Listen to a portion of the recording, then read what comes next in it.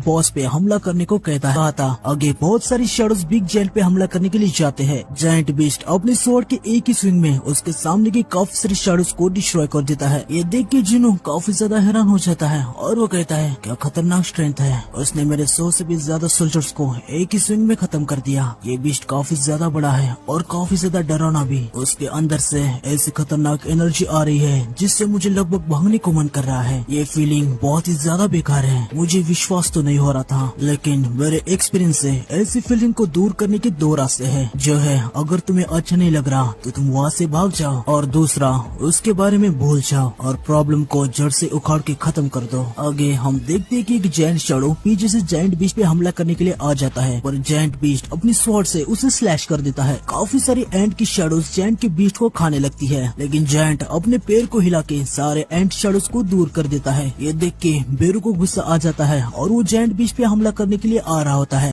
पर जिनो उसे रोक देता है और कहता है रुक जाओ, अभी नहीं। आगे जिनो अपने मन में कहता है मैंने इतना एक्सपेक्ट कर ही लिया था, मेरे पास अभी काफी माना है। जब तक मुझे उसकी कमजोरी नहीं पता चलती मुझे लगातार अटैक करना होगा। आगे हम देखते हैं कि जायंट बीस्ट पंच मार के काफी सारी शैडोज को डिस्ट्रॉय कर देता है। जिनो का माना लगातार कम हो रहा था। जिमा अपने वेपन से जायंट बीस्ट की कमर पे स्टैब करता है, लेकिन जायंट बीस्ट उसे तुरंत एक पंच मारता है और जिमा डिस्ट्रॉय हो जाता है। जिनो का माना काफी तेजी से कम होने लगता है। जिनो अपने मन में कहता है उसकी बॉडी किसी आर्मर की तरह माना से शील्ड है, मुझे लगता है इसलिए वो खुद को डिफेंड नहीं कर रहा है क्योंकि वो इतना तो कॉन्फिडेंट है। लेकिन तभी जिनो नोटिस करता है कि जब जायंट बीस्ट के चेहरे पे वार किया गया था तो वो उसने ब्लॉक किया था। इससे जिनो समझ जाता है कि जायंट बीस्ट का चेहरा उसका कमजोर हिस्सा है। जिनो काइसल को बुलाता है। एग्रिस और जिनो काइसल पे बैठ के और बेरू उड़ के जायंट पे हमला करने के लिए आ जाते हैं। जिनो सीधा जायंट बीस्ट के चेहरे पे हमला करने लगता है और जायंट बीस्ट उसे लगातार डॉज कर रहा होता है। इससे जिनो को पूरा यकीन हो जाता है कि जायंट बीस्ट का चेहरा उसका कमजोर हिस्सा है। लेकिन तभी जायंट बीस्ट जिनो पे अपनी स्वॉर्ड से हमला कर देता है, जिससे जिनो काफी आसानी से डॉज कर देता है। साथ ही एग्रिस जायंट के मुंह की तरफ अपनी स्वॉर्ड से हमला करने के लिए आ रहा होता है और ये देख के जायंट डरने लगता है। आगे हम देखते कि एग्रिस जायंट के चेहरे पे स्लैश मारता है। उसे जायंट अपने हाथ से रोक तो देता है, लेकिन तभी उसके हाथ में से जिनो आ जाता है और जिनो जायंट के चेहरे पे काफी तेजी से हमला करके साइड में भी आ जाता है। जिनो के इस हमले की वजह से जायंट की हालत खराब हो जाती है। जिनो हंसते हुए उसे कहता है मुझे पता था। आगे बेरू भी जायंट पे हमला करने के लिए आ जाता है। वो जायंट के चेहरे की तरफ अपना एक स्लैश छोड़ देता है। तभी जिनो कमांडर अथॉरिटी का यूज करके अपने डैगर से जायंट के सर पे बहुत सारे स्लैश कर देता है। इनकी बैटल देखिए हानिकावा कहती है ये बैटल अब हंटर और बीस्ट की नहीं है, ये बैटल अब मॉन्स्टर के बीच की है। यू जिनो की बैटल देख के काफी ज्यादा खुश हो जाता है। आगे हम देखते कि जिनो जायंट बीस्ट की आग पे मल्टीलेशन का यूज करता है, जिससे उसकी आग फूट जाती है और बाद में तुरंत वो बेरू को आवाज देता है। बेरू समझ जाता है कि उसे क्या करना है। वो जिनो से कहता है आपकी विश मेरी कमांड है मेरे किंग। हम देखते हैं कि बेरू जायंट बीस्ट की आग के अंदर घुस जाता है। जिनो भी लगातार मल्टीलेशन का यूज कर रहा होता है। जायंट बीस्ट की हालत बहुत ही ज्यादा खराब हो जाती है। दर्द के मारे वो बहुत ज्यादा चिल्लाने लगता है। बेरू भी अंदर से जायंट की बॉडी को चीर डालता है। आगे हम देखते हैं कि जायंट बीस्ट के मुंह से खून निकलने लगता है और उसके थोड़ी ही बाद जायंट बीस्ट मर जाता है। सिस्टम जिनो को मैसेज देता है तुमने एनिमी को हरा दिया है। आगे हम देखते कि जिनो का लेवल 4 से बढ़ जाता है। जिनो पीछे की एक बिल्डिंग पे आ जाता है और वो मन में कहता है सिस्टम ने कहा कि मैंने एक एनिमी को हराया है। तभी पीछे से ये जिनो से कहता है सर वो काफी अमेजिंग था, मुझे तो यकीन ही नहीं हो रहा कि आपने जायंट बॉस को खत्म कर दिया है। लेकिन जिनो अपने मन में कहता है सिस्टम ने कहा है कि तुमने एक एनिमी को हराया है, ये रेड अभी खत्म नहीं हुई है। साथ ही इस जायंट बीस्ट से कोई भी स्मोक नहीं निकला, इसका मतलब ये है कि मैं इसकी शैडो को एक्सट्रैक्ट नहीं कर सकता। लेकिन आगे हम देखते हैं कि जिनो फिर भी शैडो एक्सट्रैक्शन का ट्राई करता है, पर सिस्टम उसे बता देता है कि शैडो एक्सट्रैक्शन इस टारगेट पे यूज नहीं होगा। जिनो कहता है मुझे पता ही था। तभी जायंट की बॉडी हिलने लगती है। ये देख के जिनो काफी ज्यादा डर जाता है। जिनो उसे शांत होने को कहता है। आगे हम देखते हैं कि जायंट बीस्ट के मुंह से बेरू आ जाता है। जिनो उसे कहता है ओह तो ये तुम हो। जायंट तो मर गया है, लेकिन अभी भी उसके पास इतना माना है कि उसने बेरू की प्रेजेंस को छुपाए रखा। तभी अचानक गेट के अंदर से बहुत ही बड़ा माना का तूफान आ जाता है। जिनो तुरंत जिनो को देखता है कि उसे कुछ हो न गया हो। हम देखते हैं कि इग्रिस जिनो को प्रोटेक्ट कर लेता है। यह देख के जिनो को सुकून मिलता है। जिनू मन में कहता है ये गेट जायंट के माना को ऑब्जर्व कर रहा है। तभी हम देखते कि माना की तूफान की वजह से जिनू के गाल पे एक कट लग जाता है। ये देखकर जिनू अपने मन में कहता है देख के लग रहा है मुझे अकेले को अभी माना से कट लग गया है, ऐसा पहले कभी हुआ नहीं। जिनू यूजुनो से कहता है जिन्हो मेरा यहीं पे इंतजार करो, मैं गेट के अंदर जरा जाके देखता हूँ। यूजुनो कहता है लेकिन सर प्लीज अपना ध्यान रखना। जिनू गेट के अंदर चला जाता है। गेट के अंदर काफी बड़ा कासल जैसा स्ट्रक्चर था। जिनू कहता है ये जगह तो काफी बड़ी है, शायद इसी वजह से जायंट इसके अंदर से इजीली बाहर आ पा रहे थे। तभी बेरू कहता है मेरे किंग आपने वो सुना? जिनू कहता है हाँ तुमने भी सुना क्या? एक इतनी घटिया हंसी है। एक एनिमी अभी उनके गेट को तोड़ के अंदर आया है और वो हंस रहा है, दिलचस्प है। चलो देखते हैं आगे क्या सीन है। तभी हम आगे देखते हैं कि कोई जोर जोर से हंसते हुए कहता है कितना मजेदार है, सच में कितना मजेदार। तुम घटिया रूलर्स देखो तो पहले मुझे देखने के लिए कौन आया है। मोनार्क तुम्हारा स्वागत है। ये जो यहाँ पे बंदी है वो जैन का किंग और बिगिनिंग का मोनार्क है। वो यहाँ इसलिए खुश हो रहा था क्योंकि उसे लग रहा है यहाँ पे शैडो मोनार्क एशबॉर्न आया है। इसका नाम लेजिया है और इसको रूलर्स ने यहाँ पे बंदी बना के रखा है। जिनू उसे देख के अपने मन में कहता है क्या ये बंदा बॉस है? लेजिया जिनू से कहता है मुझे चैन से आजाद कर दो, मुझे पता है कि रूलर्स ने क्या प्लान करके रखे हैं, मुझे दूसरे मोनार्क को इसके बारे में बताना ही होगा। तभी लेजिया जिनू को देखता है और वो एकदम से शांत हो जाता है। फिर वो गुस्सा हो कि जिनू से कहता है तुम तो वो नहीं हो जिसे मैं जानता हूँ। जिनू लेजिया से कहता है क्या उन रूलर्स या फिर उन्हें जो भी कहा जाता है उन्होंने तुम्हारे साथ ये किया है? लेजिया कहता है आने वाले असली वॉर में आधारशिला रखने के लिए एक कदम के रूप में वो मेरा यूज करने की कोशिश करना चाहते हैं। ये सुनने के बाद जिनू अपने मन में कहता है मैंने लगातार इंटेलिजेंस वाले बीस्ट से बात करने की कोशिश की है लेकिन उनमें से कोई भी अपने ओरिजिन के बारे में बता नहीं पाया। आगे जिनू लेजिया से कहता है तुमने किसी रूलर्स के बारे में बोला था ना, आखिर वो है कौन? लेजिया बताता है वो मोनार्क के बहुत ही पुराने दुश्मन है। ये सुन के जिनू अपने मन में कहता है मोनार्क के दुश्मन, इसका मतलब ये तो नहीं कि वो मेरे भी दुश्मन है। आगे जिनू लेजिया से पूछता है तो तुम्हें ऐसे चेन में बांधा है, इसका मतलब ये है कि लेजिया कहता है हाँ मैं भी मोनार्क हूँ। सारे मोनार्क और रूलर्स अभी शायद तुम्हारे पीछे पड़े हुए हैं लेकिन अभी तुम्हारे पास इतनी स्ट्रेंथ नहीं है कि तुम उन सभी का सामना कर पाओ, तुम्हें साथियों की जरूरत होगी। जिनू कहता है कैसे साथी? लेजिया कहता है मेरे सील को तोड़ दो और मैं तुम्हारी हेल्प कर सकूंगा। जिनू उससे कहता है क्या तुम एक बीस्ट एक ह्यूमन की हेल्प करोगे? तुम सच में ये उम्मीद कर रहे हो कि तुम ऐसा करोगे और मैं तुम पे विश्वास कर लूंगा? लेजिया कहता है तो मैं तुम्हें विश्वास दिलाऊंगा। तब ये सिस्टम जिनू के सामने एक मैसेज देता है जिसमें लिखा था कि जैंट का किंग और बिगनिंग के मोनार्क ने प्लेज ऑफ ट्रस्ट स्किल का यूज किया है। इस स्किल को एक्सेप्ट करने के बाद कास्ट करने वाला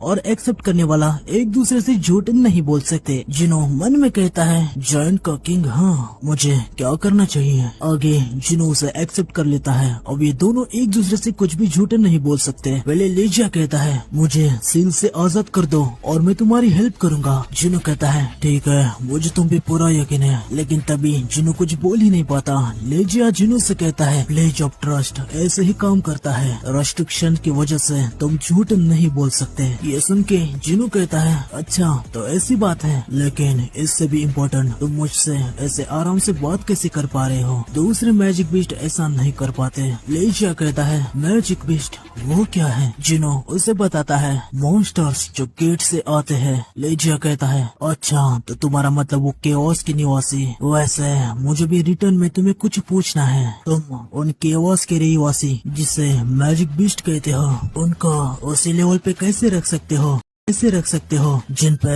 मोनार्क रूल करता है? मैजिक बीस्ट गेट से निकलने वाले आवारा लोग हैं जो रूलर के आर्मी से हारने के बाद उनके कैदी बन गए। अनंत काल तक वो कैदी बन के रहे, इसलिए उनकी खुद की सेंस की शक्ति खत्म हो गई। लेकिन मैं उनकी तरह नहीं हूँ, मैं किंग हूँ, इसलिए मैं अपनी समझदारी पे कायम हूँ। मैं आराम से उनकी पकड़ से छुटकारा पाने का वेट कर रहा हूँ और फिर मैं तुमसे मिला। ये सब सुनने के बाद जिनू कहता है रूलर की आर्मी से तुम्हारा मतलब वो तो नहीं जिन्होंने सिल्वर आर्मर पहने हुए थे और जिनके पीछे विंग्स लगे थे। तुम उन्हीं की बात तो नहीं कर रहे? लेजिया कहता है हाँ, वो रूलर्स के सोल्जर्स हैं। आगे जिनो पूछता है खैर मुझे ये बताओ कि वो घटिया रूलर्स बीस्ट को लगातार क्यों भेजे जा रहे हैं? लेजिया कहता है जैसे कि मैंने कहा वो वॉर की तैयारी कर रहे हैं। वो एक बार फिर चाहते हैं कि ये दुनिया जंग का मैदान बन जाए और मोनार्क्स फिर से बैटल करे। वो ये सब बस एक सिंपल रीजन के लिए कर रहे हैं ताकि वो तुम्हारी दुनिया को माना से भर दे। ये सब सुनने के बाद जिनो अपने मन में कहता है जब मैजिक बीस्ट गेट से आते हैं उन्हें कर्स की तरह देखा जाता है और गेट से जो माना आता है उसे ब्लेसिंग की तरह देखा जाता है। सिर्फ हंटर्स ही नहीं, काफी सारे लोग इस विश्वास को साझा करते हैं जिन ऑब्जेक्ट में माना होता है जैसे माना क्रिस्टल और एसेंस स्टोन। ये अभी इस दुनिया में सबसे ज्यादा एनर्जी के सोर्स है। लेकिन क्या सच में रूलर्स उन्हें वॉर की तरह यूज कर रहे हैं? आगे लेजिया कहता है ऐसे पावर का प्रचार करने का इससे बेहतर तरीका कोई और हो ही नहीं सकता कि उन लोगों के खून का इस्तेमाल किया जाए जिनके पास वो पावर है। और यही कारण है कि रूलर्स ने वॉर के लिए कैदियों का यूज करने का फैसला किया। माना की तकदीर दिन ब दिन बढ़ती जा रही है। माना दुनिया को मजबूत बनाता है, इसलिए वो रूलर्स ऐसी दुनिया बनाने का प्लान कर रहे हैं जो वॉर की वजह से डिस्ट्रॉय ना हो। जिनो लेजिया से पूछता है आखिर तुम कैसे वॉर की बात कर रहे हो? लेजिया कहता है मोनार्क और रूलर के बीच में रीमैच। बहुत जल्द तुम्हारी ये दुनिया एक जीवित नर्क में बदल जाएगी। ये सुन के जिन्नू बहुत ही ज्यादा हैरान हो जाता है। लेजिया आगे बताता है समय बिल्कुल भी नहीं है। जैसे ही हमारी इस मीटिंग के बाद मोनार्क और रूलर्स तक पहुंच जाएगी तो वो ऐसे ही खड़े रह के शांति से ये सब नहीं देखेंगे, बल्कि रूलर्स को तो इसके बारे में पता भी चल चुका होगा। ये सब सुनने के बाद जिन्नू लेजिया से कहता है तुम तो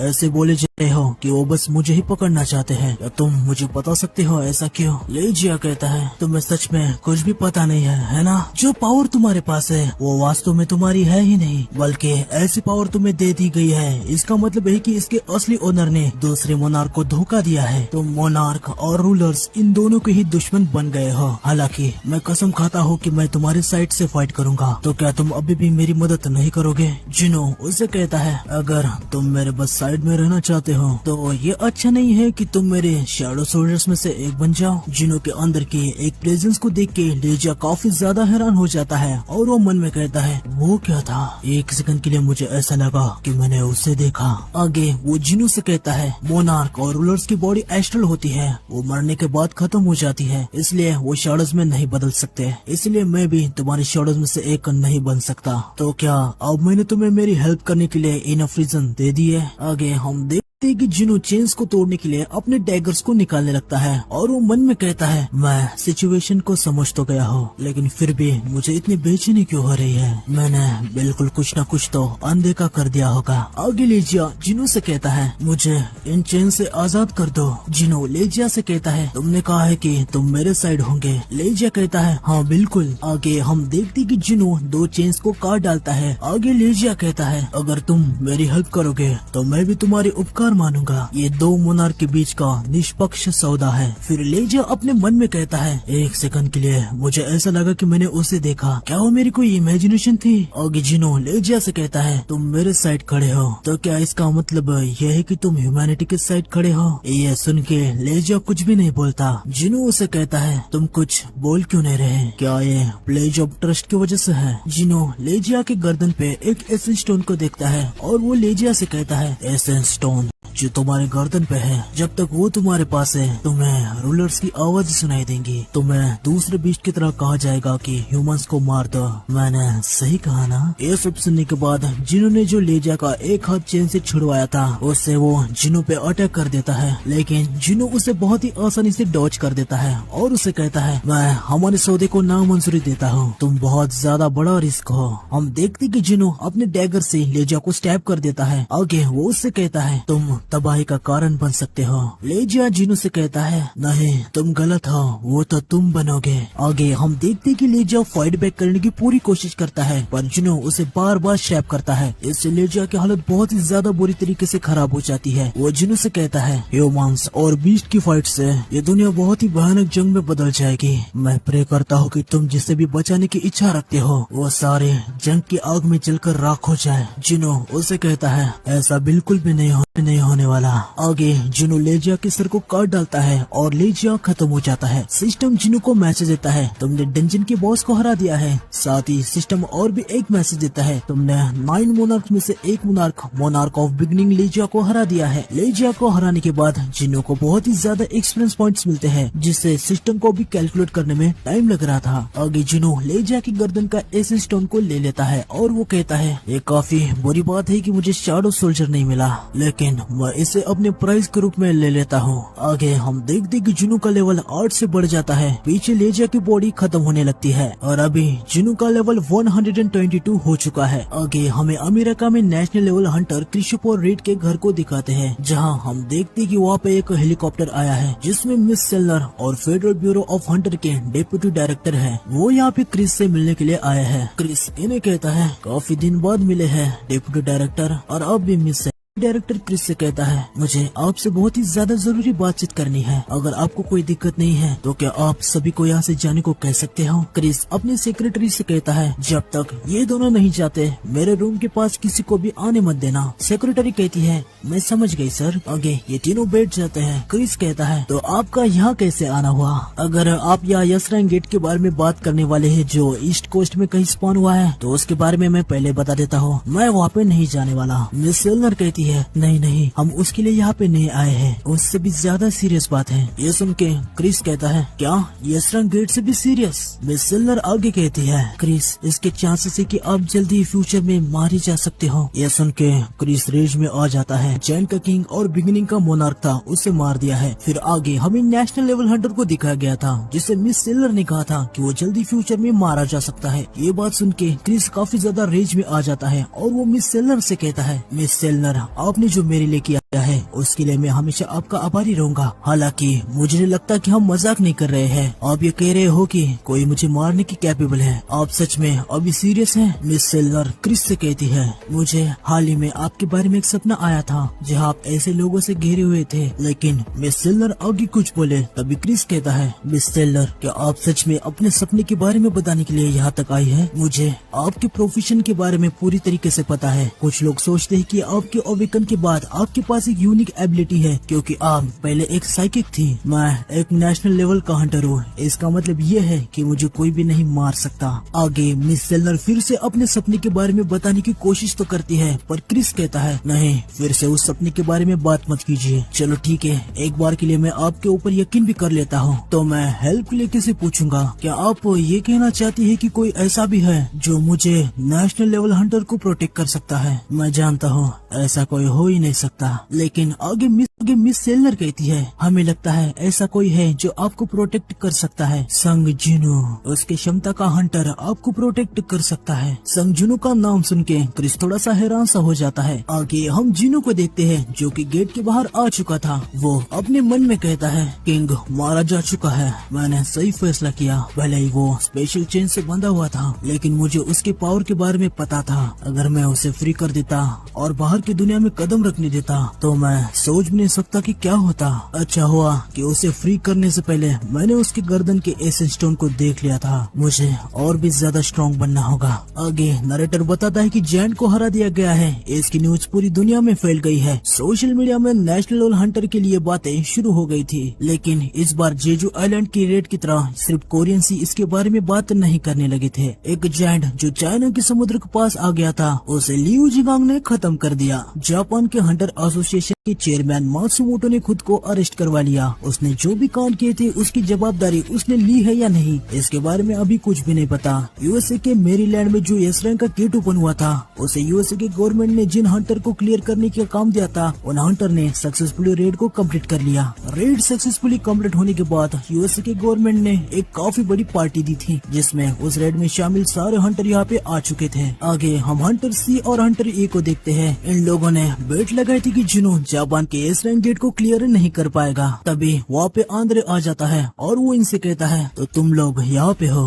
तुम लोगों को बेट के बारे में अभी भी याद है ना? तुमने याज को गिरवी रखा था, तुमने घर को, और तुम टकले, तुमने क्या गिरवी रखा था? ये सुन के हंटर सी कहता है, नहीं, मैंने कुछ भी बेट नहीं लगाया था। तभी आंद्रे हंटर सी के एकदम से काफी ज्यादा पास आ जाता है, जिससे हंटर सी की हालत खराब हो जाती है। वो काफी ज्यादा डर जाता है। आंद्रे उससे कहता है, तुम्हारे टाइम ये काफी ज्यादा अच्छी लग रही है। हंटर सी फिर से कहता है मैंने सच में कुछ भी बेट नहीं लगाया। आंद्रे हंटर सी की टाई को लेता है और खुद ही पहन लेता है और अपने सेक्रेटरी से कहता है मुझ पे ये टाई कैसी लग रही है। सेक्रेटरी कहती है ये काफी महंगी तो दिख रही है पर हवाईन शर्ट पे ये बिल्कुल भी अच्छी नहीं लग रही। तभी आंद्रे उस टाई को निकाल के फेंक देता है और वो कहता है मुझे भी ऐसा ही लगा था। आगे सेक्रेटरी कहती है ये सब छोड़िए, हमारे पास एक प्रॉब्लम आ गई है। इस साल के इंटरनेशनल गिल्ड कॉन्फ्रेंस में जो गिल्ड आने वाले हैं उनकी लिस्ट आ गई है और उसमें साउथ कोरिया से इस बार आजिन गिल्ड शामिल है। आंद्रे पूछता है आजिन गिल्ड ये कौन है? सेक्रेटरी बताती है हाँ वो गिल्ड संग जिनो का है, उसने हाल ही में इस गिल्ड को बनाया है। ये सुन के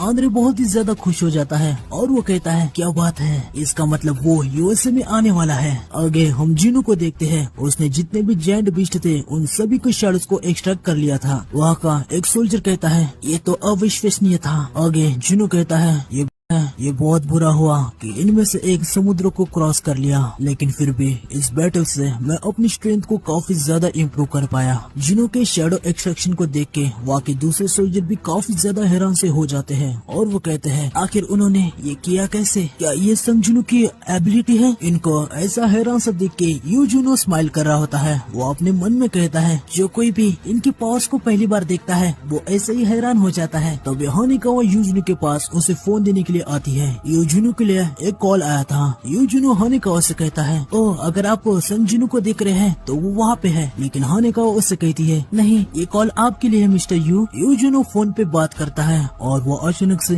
काफी ज्यादा हैरान हो जाता है। यूजुनो जिनो से कहता है सर मुझे माफ कीजिए लेकिन मुझे अभी कोरिया जाना होगा। जिनो उससे पूछता है क्या हुआ, कुछ सीरियस बात है? यूजुनो कहता है मुझे भी डिटेल्स के बारे में पता नहीं है, मुझे कहा गया कि जल्दी से फ्लाइट पकड़ के कोरिया में आ जाए क्योंकि फैमिली में कुछ तो इमरजेंसी आ गई है। हानिकावा यूजुनो से कहती है चलिए मैं आपको एयरपोर्ट तक ले जाती हूँ। यूजुनो जिनो से कहता है ठीक है सर अभी मैं चलता हूँ। जिनो कहता है ठीक है। हेलीकॉप्टर में बैठने के बाद यूजुनो अपने मन में कहता है मैंने माँ की आवाज इतनी कपकपाते हुए कभी नहीं सुनी, मुझे डर लग रहा है, आखिर क्या हुआ होगा? नहीं मुझे इसके बारे में इतना ज्यादा सोचना नहीं चाहिए, शायद इतना सीरियस कुछ ना हुआ हो। आगे हम देखते कि यूजुनो कोरिया में आ जाता है। वहाँ जिनो के पापा का सेक्रेटरी जिनो को लेने के लिए आया होता है। वो उससे कहता है जिनो चलो हमारी कार वहाँ पे पार्क है, प्लीज मेरे साथ आइए, आपको ऐसे समय पे स्ट्रॉन्ग रहना चाहिए, मैं रास्ते में आपको सब कुछ बता दूंगा। जिनो कहता है ये आप क्या कह रहे हैं? आगे हम हॉस्पिटल को देखते हैं। सेक्रेटरी जिनो को सब कुछ बताने लगता है। फिर हम जिनो के पापा को देखते हैं जो कि एडमिट हुए थे। सेक्रेटरी जिनो को बताता है चेयरमैन म्यूंगॉन इटरनल स्लीप में पड़ गए हैं। ये सुन के जिनो बहुत ही ज्यादा हैरान हो जाता है। वो अपने पापा को देख के तुरंत जाने लगता है पर सेक्रेटरी उसे कहता है तुम्हें उनके पास नहीं जाना चाहिए। जो भी हंटर अपनी माना को कंट्रोल नहीं कर पाता वो उनकी कंडीशन को और भी बुरा बना देते हैं। यूजुनो कहता है मैं समझ गया, मुझे लगता है कि मैं हमेशा से एक बेकार बेटा रहूंगा। तभी सेक्रेटरी जिनो को एक फाइल देता है। यूजुनो उससे कहता है ये क्या है? सेक्रेटरी बताता है कुछ ऐसा जिसमें चेयरमैन अपनी कॉन्शियसनेस खोने से पहले काम कर रहे थे। मैंने इसे अपने पास रखा ताकि अगर वो जाग जाए और इसके बारे में पूछ ले, लेकिन अब मुझे लगता है कि मुझसे ज्यादा अभी इसको आपकी जरूरत है। यूजुनो फाइल को खोलता है जिसके अंदर उसके पापा ने यूजुनो के बारे में जितने भी आर्टिकल छपे थे वो संभाल के रखे हैं। उन्हें देख के यूजुनो कहने लगता है उनको भी उनके पसंद की न्यूज आर्टिकल की एक स्क्रैच बुक रखने की आदत है। सेक्रेटरी कहता है उन्होंने तुम्हारी बड़ी बहन और भाई इनके सारे टूर्नामेंट, कंपटीशन और एग्जीबिशन को संभाल के रखा है। इसके साथ ही उन्होंने तुम्हारे हाल ही के अचीवमेंट को भी संभाल के रखा है। ऐसा नहीं है कि चेयरमैन तुम्हें प्यार नहीं करते,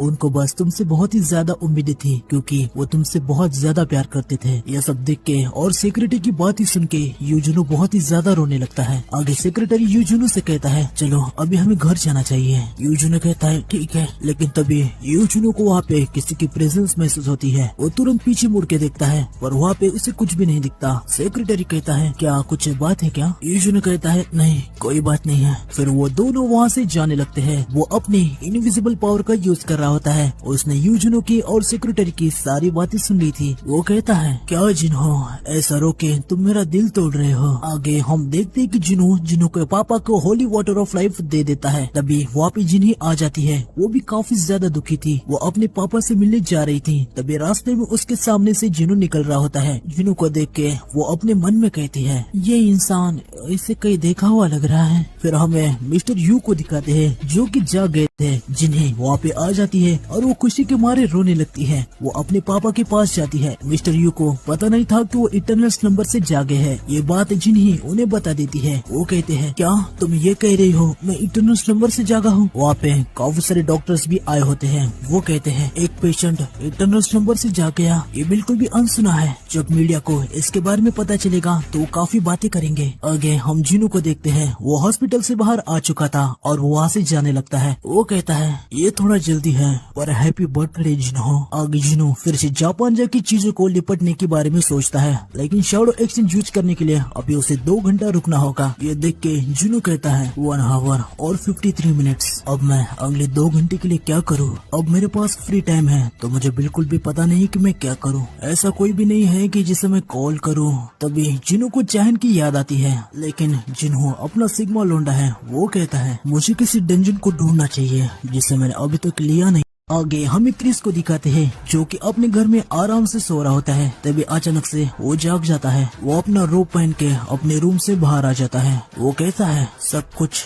ज्यादा ही शांत लग रहा है। आगे वो एक वाइन के ग्लास को लेता है और उसे जमीन पर फेंक देता है। वाइन का ग्लास टूट जाता है। क्रिस मन में कहता है वाइन का ग्लास टूट गया है लेकिन मुझे कुछ भी सुनाई नहीं दिया। आखिर चल क्या रहा है। फिर क्रिस जोर से चिल्लाते हुए कहता है वह कौन है। क्रिस को डिप्यूटी डायरेक्टर की बात याद आती है जहाँ वो क्रिस को एक कॉन्टेक्ट कार्ड देके कहते हैं अगर तुम्हें हेल्प की जरूरत पड़े तो इस नंबर पे कॉल लगा देना। कोरिया के हंटर एसोसिएशन के चेयरमैन मिस्टर गोगो ने तुम्हें जिन्हो से बात करवा देंगे। क्रिस को लग रहा होता है कि डिप्यूटी डायरेक्टर ने ये जबरदस्ती किया है। आगे हम देखते कि वहाँ पे कोई आ जाता है। इसका नाम है टार्नाक। ये king of the monstrous humanoid और आयरन बॉडी का मोनार्क है। तभी क्रिस नोटिस करता है कि उसके पीछे और भी 2 लोग हैं। इनमें से एक राकाने है और दूसरी क्वेरशा जो क्वीन ऑफ इंसेक्ट और प्लेजेस की मोनार्क है। क्रिस इनसे कहता है तुम लोग कौन हो। टार्नाक अपने बीच की भाषा में कहता है ब्रिलियंट लाइट के फ्रेगमेंट। आपको ह्यूमन पे नरमी बरतने से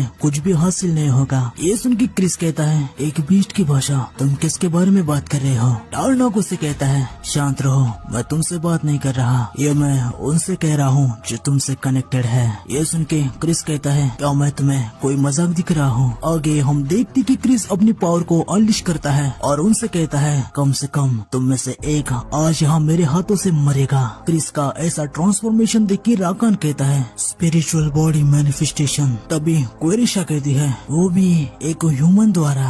आगे हम देखते कि इस ट्रांसफॉर्मेशन की वजह से क्रिस काफी ज्यादा बड़ा हो जाता है। वो अपने घर को तोड़ देता है और वो इन सभी से कहता है तुम बेस्ट अभी मरो। आगे हम देखते कि क्रिस उधर एक बहुत ही बड़ा एक्सप्लोजन कर देता है। फिर आगे हमें जिन्हो को दिखाते हैं जो कि जापान में पहले से ही आ चुका था। अब यहाँ से वो कोरिया जाने वाला था। काफी सारे लोग जिन्हो को देखने के लिए यहाँ पे आए थे। कोई सा एक एजेंट जिन्हो से कहता है मिस्टर सन ये जो सारे लोग यहाँ पे जमा हुए हैं ये आपकी एक झलक पाने के लिए आए हैं। हमारे पास एग्जैक्ट नंबर तो नहीं है कि यहाँ पे कितने लोग हैं लेकिन हमें लगता है कि 1 लाख से भी ज्यादा लोग यहाँ पे आज स्ट्रीट पे आए हैं। जिन्हो मन में कहता है मुझे लगता है आज मेरा जापान में आखिरी दिन है। तभी वहाँ पे बेरू आ जाता है और वो जिन्हो से कहता है मेरे किंग ये सभी लोग आपको सम्मान देने के लिए आया है। शायद आपको हाथ ऊपर करके उनका आभार करना चाहिए। जिन्हो बेरू से कहता है बेरू तुमने सब कुछ गलत ही समझ लिया है। आगे जिन्हो प्लेन में बैठ जाता है। तभी हम देखते कि जिन्हो के साइड में एडम व्हाइट होता है। अगर आप लोग इसके बारे में भूल गए हो तो ये वही बंदा है जो जेजू आइलैंड के रेड के बाद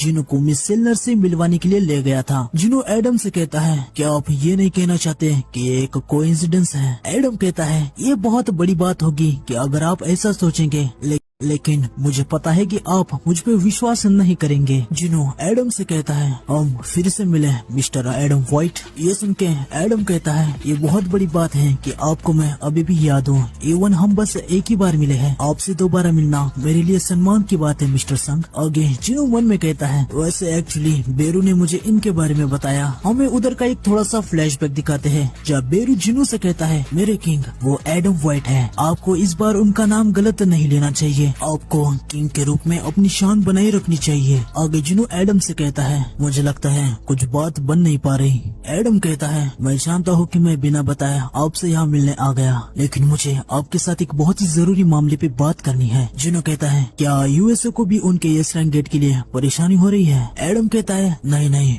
उस यस रैंक गेट का मैटर खत्म हो चुका है। आगे एडम अपने लैपटॉप को ओपन करता है और जिनो से कहता है प्लीज यहाँ देखिए। जिनो वीडियो देखने लगता है जहाँ क्रिस के घर में आग लगी थी। फायर फाइटर्स आग बुझाने लगते हैं। वो कहते हैं हमने सब कुछ ट्राई कर लिया लेकिन ये आग बढ़ती ही जा रही है, ये कोई मामूली आग नहीं है। जिनो कहता है तो ये वीडियो का क्या सीन है? एडम कहता है अगर आप इस वीडियो को आखिर तक देखेंगे तो आपको देखने को मिलेगा इस आग की शुरुआत क्रिस्टोफर रीड ने की थी, जो कि नेशनल लेवल हंटर में से एक है। ये आग बुझाने के लिए 1800 फायर फाइटर्स साथ ही 14 मेज टाइप हंटर को वहाँ पे रखा गया है। वीडियो को देखते हुए जिनो कहता है ये आग की लपटें बहुत ही ज्यादा इंटेंस लग रही है, वहाँ जरूर किसी तरीके से फाइट हो चुकी होंगी। इसका मतलब एडम अपना सर हिला के कहता है हाँ। आगे वो बताता है कि हमें यकीन नहीं हुआ जब हमने उसे पाया तो वो पहले ही मारा जा चुका था। और एक बात, ये जो फोटो में इंसान है फेडरल ब्यूरो ऑफ हंटर को सबसे पहले इस पे शक है। फोटो को देख के और एडम की बात सुन के जिनो एकदम से रेज में आ जाता है। वो कमांडर अथॉरिटी का यूज करके एडम को हवा में उठा लेता है और उसके गले पे थोड़ा सा फोर्स भी लगा देता है। जिनो अपने पापा की फोटो को मरोड़ देता है और एडम से कहता है अगर ये किसी तरीके का मजाक है तो तुम यहाँ से जिंदा बच के नहीं जा पाओगे। हम देखते कि जिनो पे अटैक करने के लिए वहाँ पे 2 एजेंट्स आ रहे होते हैं, पर एडम उन्हें रोक देता है और पीछे रहने के लिए कहता है। एडम जिनो को बताता है ये इंसान जो फोटो में है उसे डंजन में पाया गया था, तो ये वो व्यक्ति नहीं है जिसके बारे में आप सोच रहे हो। जिनो कहता है क्या एक डंजन में? एडम बताता है उसके अंदर से मैजिक बीच की तरह माना की वेव निकल रहे थे और हाँ हमारे एक यस रैंक हंटर पे भी अटैक किया था। आपको फेडरल ब्यूरो हेडक्वार्टर में कुछ महीने पहले हुए एक्सप्लोजन के बारे में तो याद ही होगा। मैं उस इंसिडेंट के बारे में बात कर रहा हूँ जिसके बारे में पूरी दुनिया बात कर रही थी। ये सुन के जिनो एडम से कहता है क्या तुम ये कहना चाहते हो कि ये सब मेरे फादर का काम था? जिनो एडम को नीचे कर देता है। एडम बताता है वो हमारे हंटर को बेहोश करके गायब हो गया था और उसी दिन से हम सीक्रेटली उसे ढूंढ रहे हैं। हमें उसके बारे में एक भी ट्रेस नहीं मिला। ये ऐसा था कि वो हवा में गायब हो गया हो। मिस्टर सन, मैं जानता हूँ कि आप कैसा फील कर रहे हैं, लेकिन यही कारण है कि हमें उस पे सबसे पहले शक आ रहा है। उसने हम सभी को चकमा दिया है। यह सब सुनने के बाद जिनो एडम से पूछता है तो तुमने मुझे ये फोटो क्यों दिखाया? एडम कहता है क्योंकि आने वाले इंटरनेशनल गिल्ड की कॉन्फ्रेंस में जहाँ पूरी दुनिया के मेजर गिल्ड के मास्टर एक साथ आने वाले हैं, वहाँ फेडरल ब्यूरो ऑफ हंटर ने इस व्यक्ति पे रेड नोटिस इशू करने का प्लान बनाया है। मैं दूसरे शब्द में कहूँ तो हम सीक्रेटली इस